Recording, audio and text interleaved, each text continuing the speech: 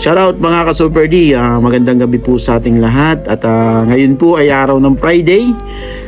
Ngayon po dito sa Kuwait ay araw po ng pagsamba, araw po ng Friday ngayon. At nais ko pong magbigay po ng verse po sa inyo. Ito po ay matatagpuan natin sa aklat po ng Matthew sa 11 at verse 28-29 po. Ito po yung sabi rito.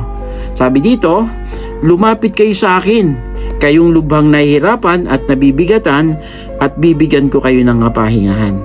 So, napakaganda po nung 28. Pasundan po natin ang 29. Pasanan ninyo, sabing ganon, ang aking pamatok.